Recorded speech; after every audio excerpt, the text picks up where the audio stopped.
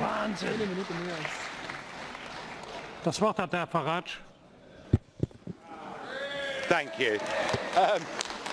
Look, nobody in their right minds would not agree that it was a sensible thing to do to get France and Germany together round the table to break bread with each other, to have a trade deal with each other back in the 1950s and to work as sovereign democratic nations together for peace. All of that was absolutely right and high-minded. Sadly, the whole thing has become corrupted.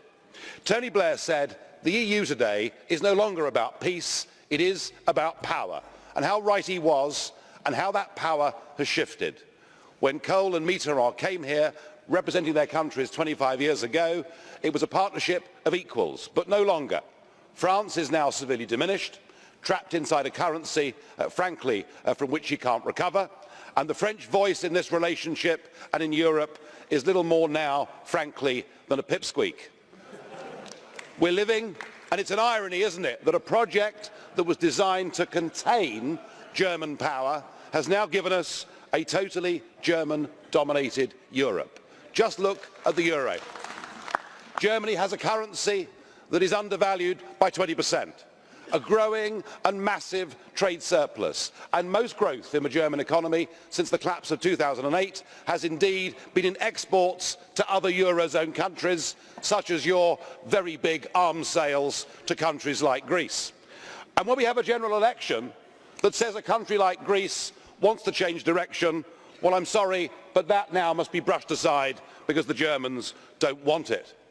And what must count as perhaps the worst piece of public policy seen in modern Europe for half a century, when you compounded the already failing and flawed EU common asylum policy by saying to the whole world, please come to Europe, and we saw, frankly, virtually a stampede, and we learn that 80% of those that are coming are not Syrian refugees. In fact, what you've done is to open the door to young, male, economic migrants, many of whom, I have to say, behave in a rather aggressive manner, quite the opposite to what you would ever expect to see from any refugee.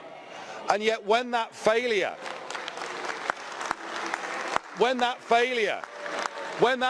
is met by objections from countries like Hungary, their opinions are crushed. This isn't a Europe of peace, it's a Europe of division, it's a Europe of disharmony, it's a Europe that is a recipe for resentment, and yet, faced with all this failure, both of you said the same thing today.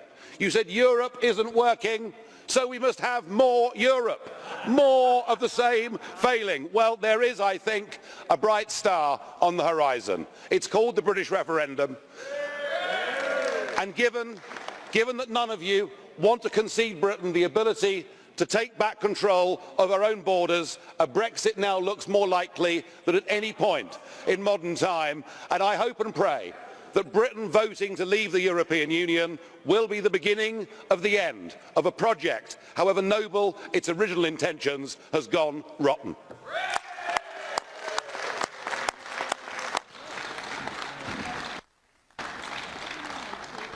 Ja, nun setzt euch da wieder hin, Jungs. Wenn ihr da nur unbedingt gehen wollt, da fangt doch schon mal an.